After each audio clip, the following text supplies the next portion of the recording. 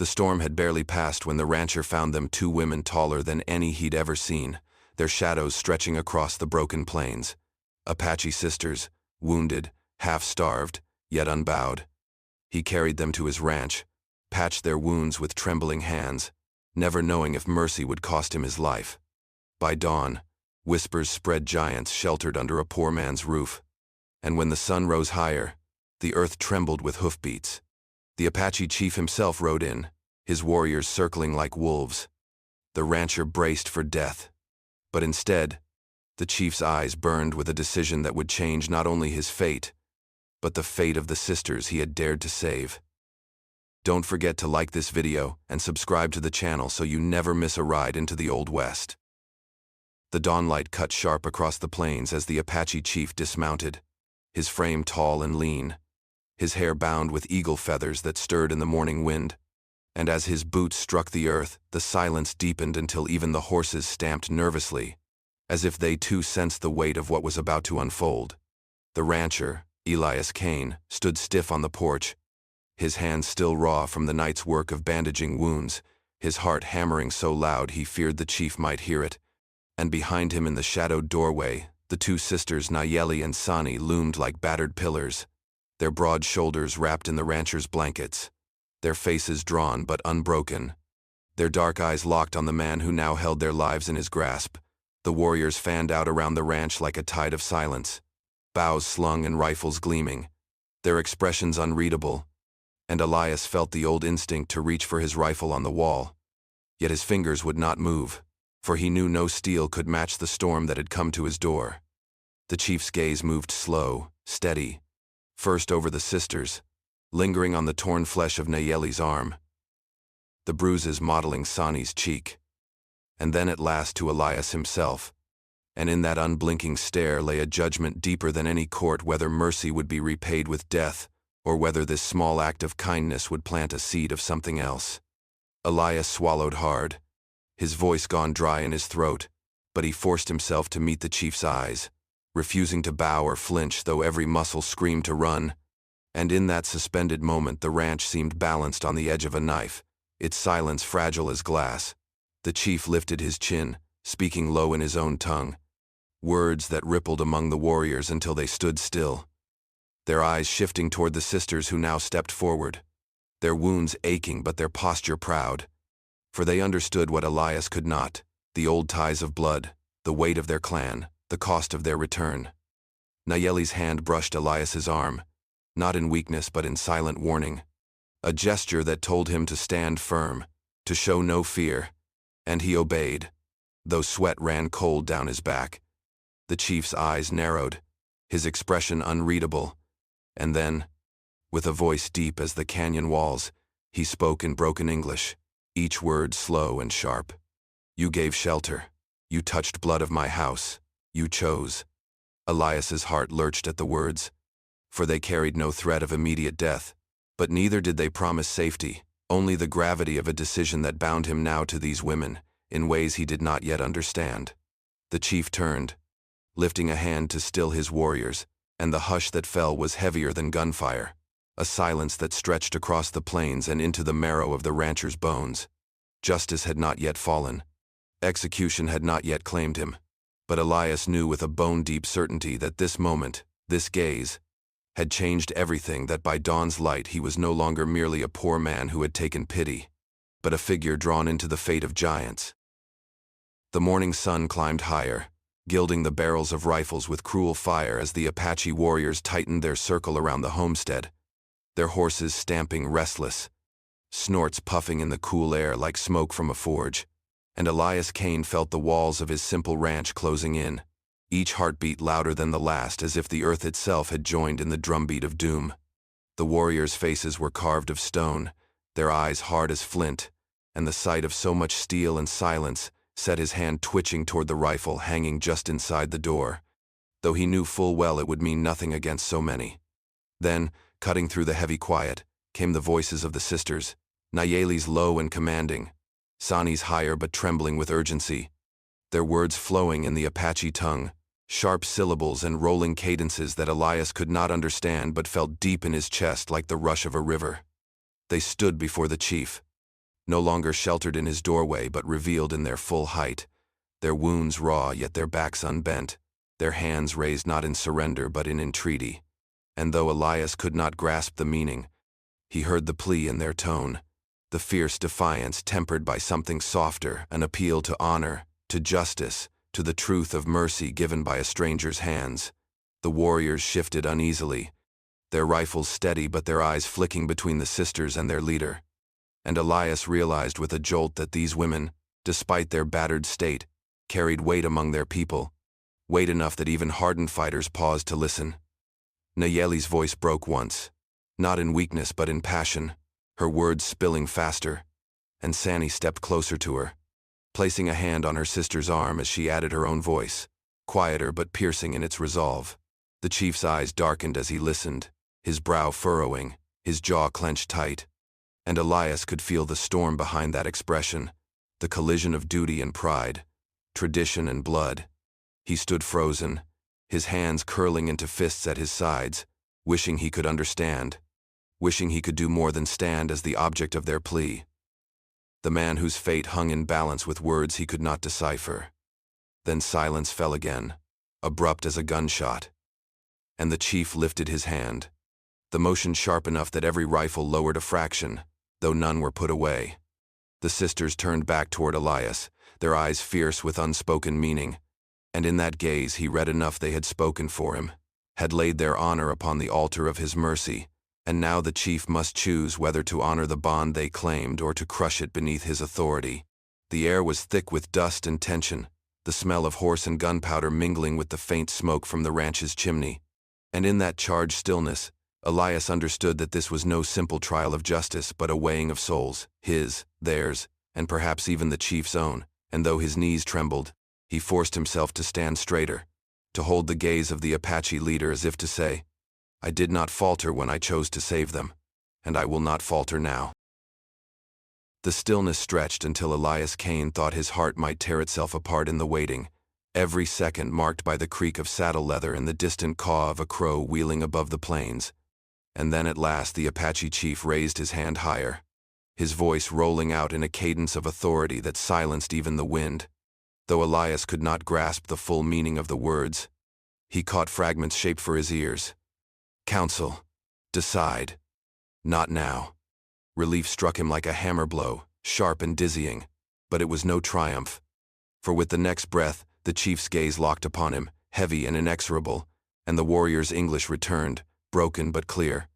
"You live for now. Not by your hand. By theirs." His chin dipped toward Nayeli and Sani, their faces fierce yet unreadable, and Elias realized the weight of his fate no longer rested solely in the hands of the chief, but had been bound to the sisters he had carried from the storm. His stomach knotted as the warriors murmured approval or dissent, their voices mingling like the rush of distant water. But the decision was set the council of elders would judge, and until then, he was tethered to these women by the fragile thread of their defense. The sisters stepped closer, their blankets still wrapped about their tall frames, and Nayeli spoke a few low words to the chief, her tone clipped with restrained fire. He answered with a nod, then turned to his men, barking a command that sent rifles lowering fully at last, though their eyes still glittered with suspicion when they swept across Elias. For the first time since the hoofbeats had thundered into his yard, he allowed himself to breathe deep, though the air tasted of dust and ash, thick with the knowledge that his reprieve was no pardon, merely a pause in the blade's descent. The chief swung back into the saddle, his movements fluid despite his age, and when his warriors wheeled their mounts, the sound of hooves drummed like a verdict carved into the earth.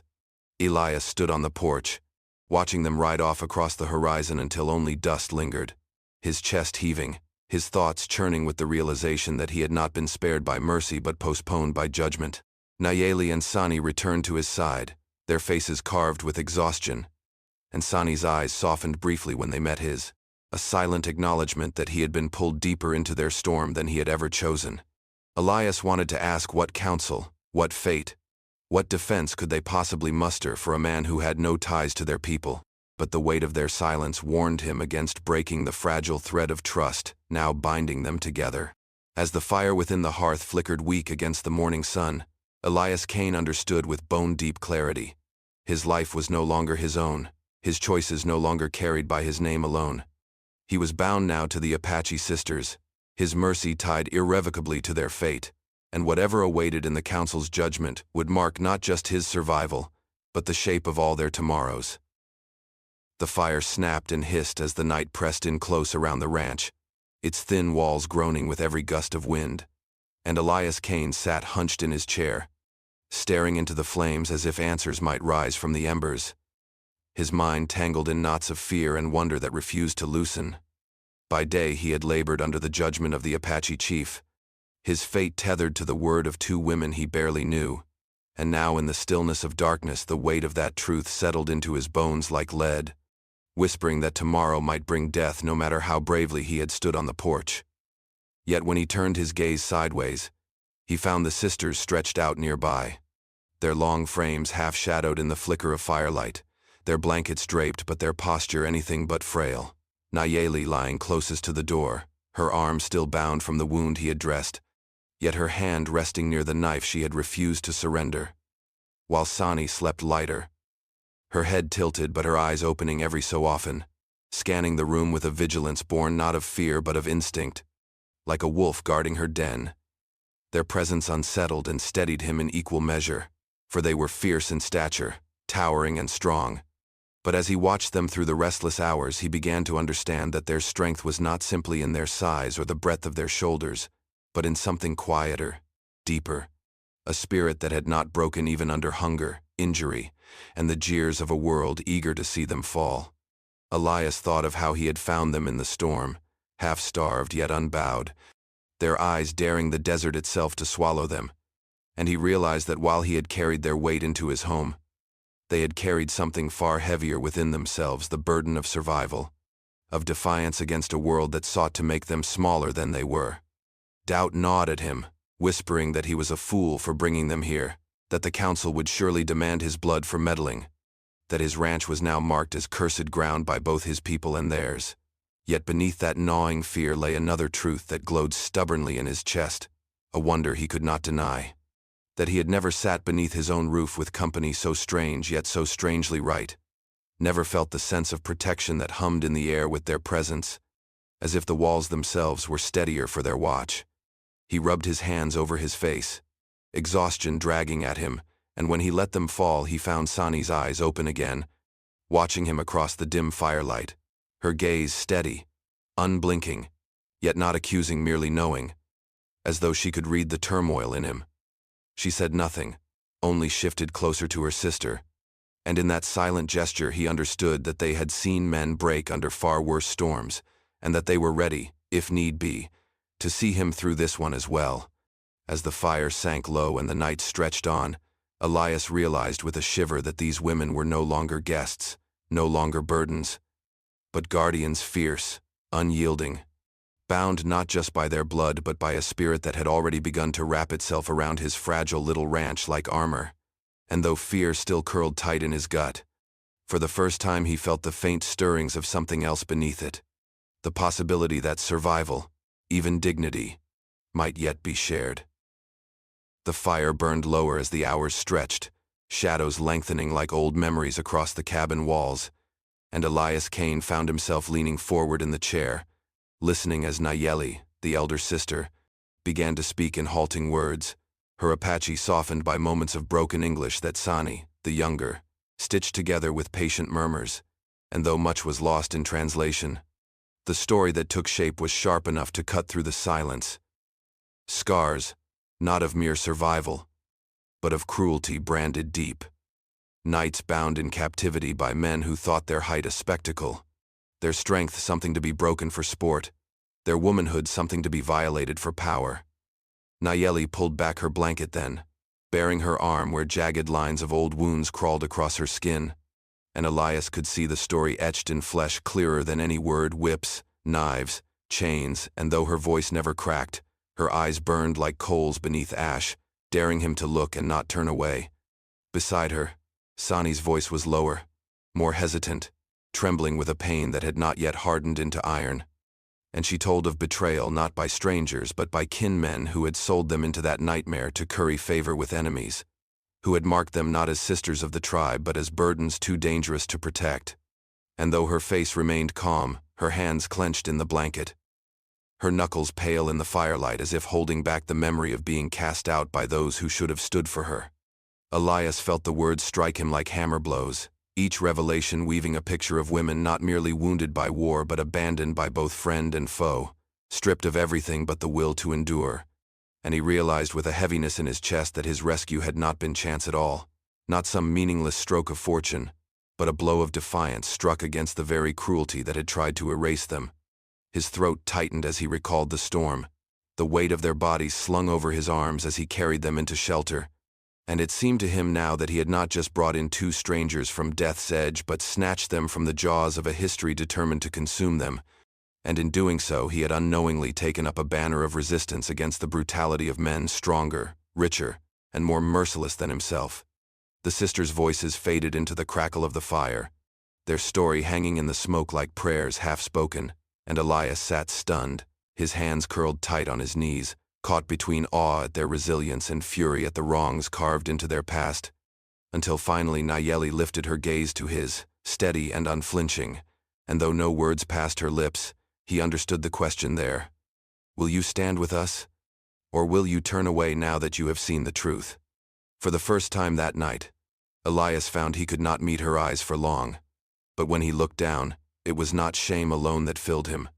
but the burning weight of choice. And he knew as surely as the wind hissed against the shutters that whatever the council's judgment might be, he had already crossed the line from chance rescuer into something more dangerous, an ally in their defiance of cruelty,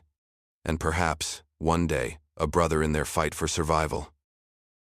The first light of dawn painted the horizon in pale gold as the hoofbeats returned, steady and unyielding, carrying the Apache chief and his men back to the ranch, their arrival stirring the dust into a veil that hung heavy over the homestead, and Elias Kane stood at the doorway, heart pounding like a drum in his chest, knowing that the moment of reckoning had come. The chief dismounted with the solemnity of a priest approaching an altar, his eyes fixed not on the sisters but on Elias, and with a voice that carried the weight of both judgment and ritual, he declared the test: no gun, no blade, no shield of iron or wood, only the raw measure of courage in the circle of warriors. Elias felt his stomach churn, the blood drain from his face, and his hand itched instinctively toward the rifle resting just inside the door, but he forced it still, for he understood enough of the chief's words to know that reaching for it now would condemn him quicker than any bullet. The sisters stood tall at his side, Nayeli's expression carved from stone, Sani's eyes wide with something between fear and faith, and Elias realized with a shiver that they had no power to shield him here. His survival would be won or lost by the strength of his own spine. When the chief drew a circle in the dirt with the butt of his spear, the warriors formed a ring around it, their rifles slung but their presence heavy as stone, and Elias stepped forward on legs that shook, each step louder in his mind than the thunder of hooves, until he stood in the center, the morning sun burning down upon him and every instinct in his body screaming to run, to fight, to do anything but stand bare before men who might kill him for sport. The silence deepened, broken only by the hiss of wind through the dry grass, and then the first warrior stepped forward, circling him slow, eyes raking over him as though stripping him to bone, and Elias swallowed hard, his mouth dry as sand, yet he did not move, did not flinch, though his muscles ached from the strain of stillness. Another came, younger but fiercer, his breath hot as he leaned close, muttering words Elias could not understand. Words meant to pierce, to shake, to drive fear deeper, but Elias held on, clenching his fists at his sides until his nails bit his palms, grounding himself in the pain. More came, testing him with jeers, with sudden shouts, with feints that sent dust flying as boots stamped inches from his toes, and every time Elias's heart leapt, every time sweat slicked his spine. But he stood, unarmed, unbroken, until at last the circle stilled and all eyes turned to the chief. The old man studied him long, the weight of centuries in his gaze, and though his face gave nothing away, something flickered in the dark depths of his eyes, recognition, perhaps, or the faintest ember of respect, and in that moment Elias knew he had not proven himself a warrior, for he had never claimed to be, but he had shown the one truth the chief had demanded, that he possessed the courage to stand, even trembling, even afraid, and not flee. When Nayeli and Sani stepped forward to flank him once more, their presence fierce and proud, Elias felt the quiver in his knees steady, and he realized the test had not been about him alone but about whether he was worthy to walk beside them in the storm that lay ahead. The circle of warriors had not yet broken when tension thickened, the chief's gaze still weighing Elias Kane's trembling form, and it seemed the test was not finished. For one of the younger braves stepped forward, his hand on his knife, intent clear in the hard set of his jaw. He meant to press the trial beyond stillness, to strike fear into flesh rather than merely spirit. But before the blade could leave its sheath, Nayeli moved like thunder, her towering frame breaking the ring, her bare feet scattering dust as she placed herself between Elias and the warrior, her scarred arm outstretched like a wall no man dared breach. Sani followed, her smaller but no less resolute figure sliding in beside her sister, and together they stood like living fortresses, their voices sharp as arrows loosed into the stunned silence, words tumbling in their native tongue with such force that even Elias, who could not grasp their meaning, felt the raw defiance in every syllable. The council shifted uneasily, warriors glancing between each other, their discipline shaken by the sight of women, wounded and half-starved yet unyielding, shielding a rancher who moments ago had been judged as little more than trespasser on their honor. The chief's eyes narrowed, but he did not speak, letting the storm of their voices fill the air, and Elias could only stand behind them, his breath ragged, his body trembling from the strain of the trial yet steadied now by the fierce barrier of their loyalty. He thought back to the night by the fire when they had revealed the scars of captivity and betrayal, and he realized this was no sudden gesture, this was the echo of every wrong endured, every humiliation survived, now wielded as a weapon not for themselves but for him, the man who had chosen to lift them from the storm instead of leaving them to die. The murmurs grew among the circle, some braves nodding, their eyes softening at the sisters' passion, while others scowled, muttering of dishonor and weakness, their hands twitching on their weapons as though the presence of defiance in women was more dangerous than any enemy's steel. The debate spilled from silence into low-voiced argument, the ring no longer a wall of certainty but a shifting tide of voices, and Elias realized with awe that the sisters had shifted the balance not by pleading for his life, but by claiming it as bound to their own, as if the insult of his harm would be the insult of theirs. Nayeli's voice broke through the din once more, a cry that rang clear as a bell in the dawn air, and Sani added hers, softer but cutting no less deep, and when the echoes faded, all eyes turned again to the chief. His silence was heavy, deliberate, and though his face betrayed nothing, Elias saw the way his fingers tightened on the haft of his spear, the way his gaze lingered on the women not with dismissal but with consideration, and he understood that the council was no longer weighing only his courage but the loyalty of the sisters who had survived abandonment,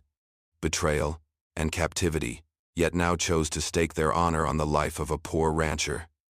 The circle had been drawn to test one man, but as the sun rose higher and the arguments rippled through the gathered braves, Elias saw that the trial had become something larger,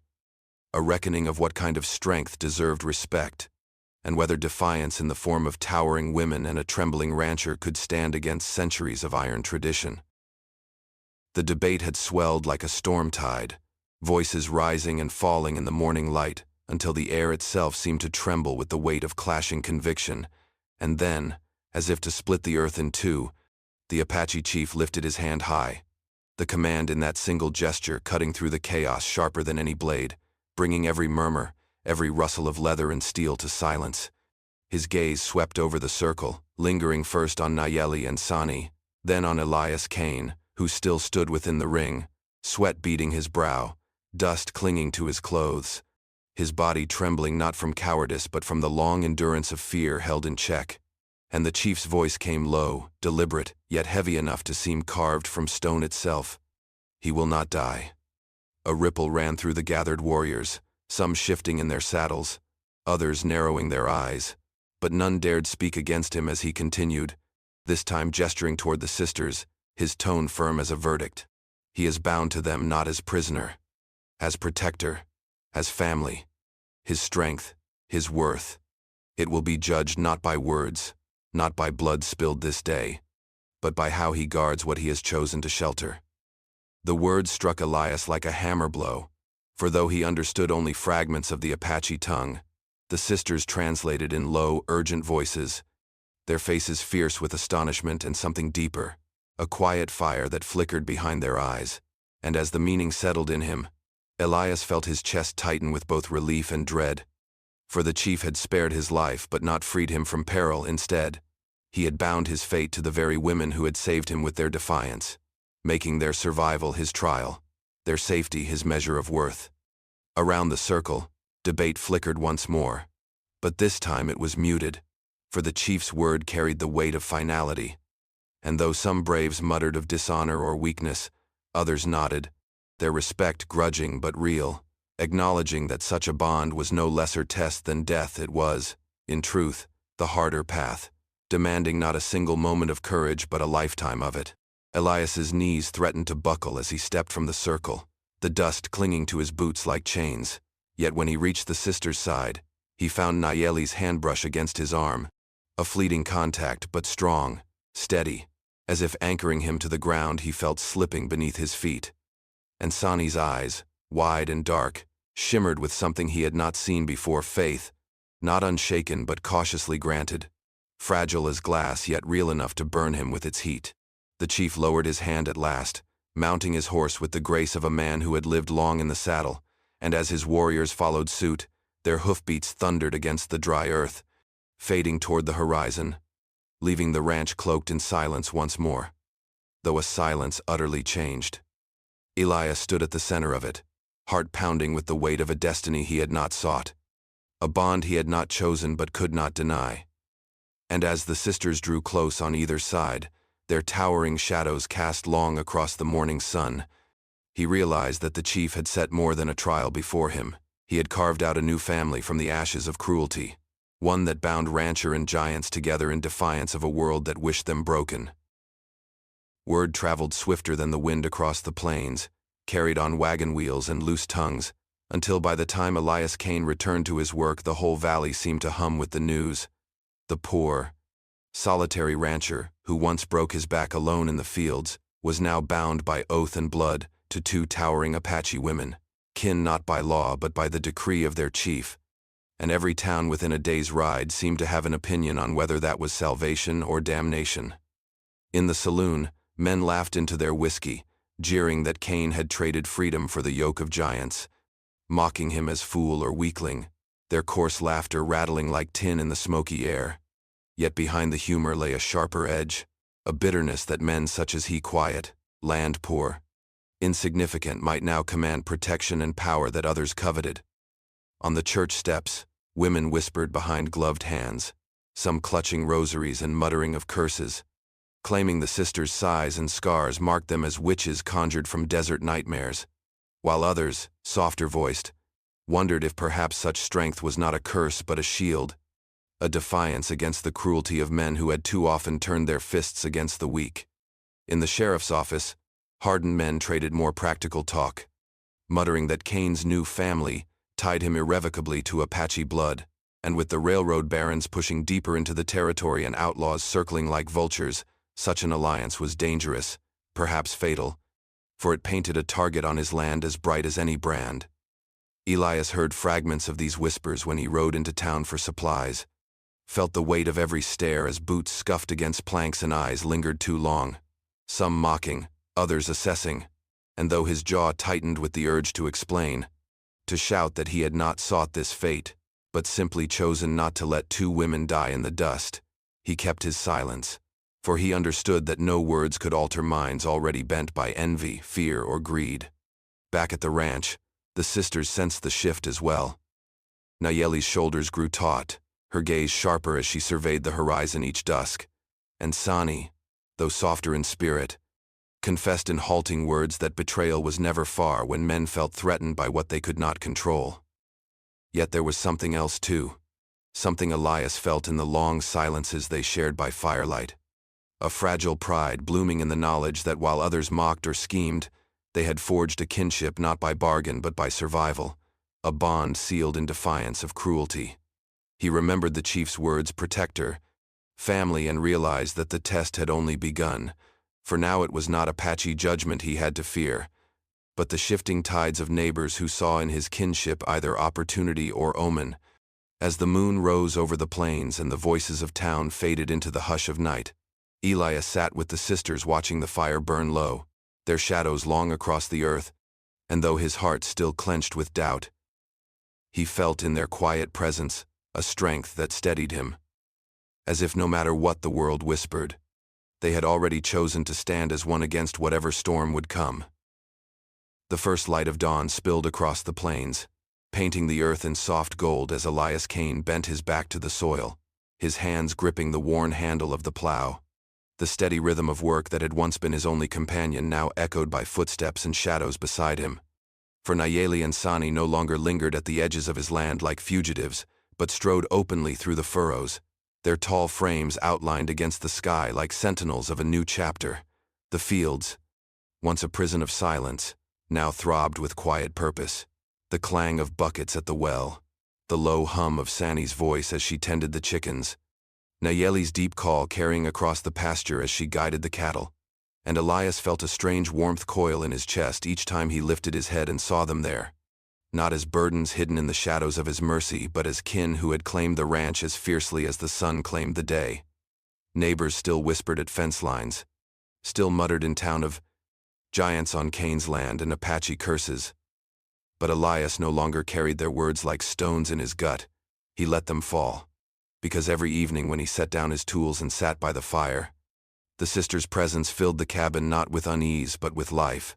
the glow of their laughter breaking through the walls of solitude that had caged him for years. He remembered the night he had carried them in from the storm, their bodies trembling, his heart thundering with doubt, and he realized now that it was not only their lives he had rescued but his own. For in choosing to give them shelter he had cracked open the silence that had consumed him, letting in voices, stories, and a strength he had not known he needed. Nayeli, with her scars worn like armor, taught him that survival was not shame but defiance. Sani, with her quiet eyes and gentle touch, showed him that even in a world carved by cruelty, tenderness could take root and grow. Together they wove themselves into his days until the loneliness that had once haunted his every meal, every sunrise, every night of restless dreams seemed like a ghost already fading, powerless beneath the weight of belonging. And as the sun rose higher that morning, Elias paused in his work, leaning on the plow to watch the sisters standing at the edge of the field, the child they had taken in from the raiders, now a sturdy boy who ran with a laugh unbroken by fear playing at their feet, and for a moment the sight was so stark in its beauty it stung his eyes. 3 figures once cast away by cruelty, now bound together in something stronger than blood, a family carved from mercy, defiance, and trust. He wiped the sweat from his brow, the furrows of the earth stretching before him like lines of a new story, and when Nayeli's gaze met his across the morning light, he felt the truth settle in him like bedrock that the world might still sneer, still whisper, still threaten, but he was no longer alone. For the sisters had not only survived by his hand, they had remade him in theirs. In saving them, he had found salvation. And as the ranch hummed with life beneath the newborn day, Elias Kane finally understood that the silence of his years had been broken forever, not by chance, but by a choice that had lifted him from the dust into a belonging as vast as the sky itself.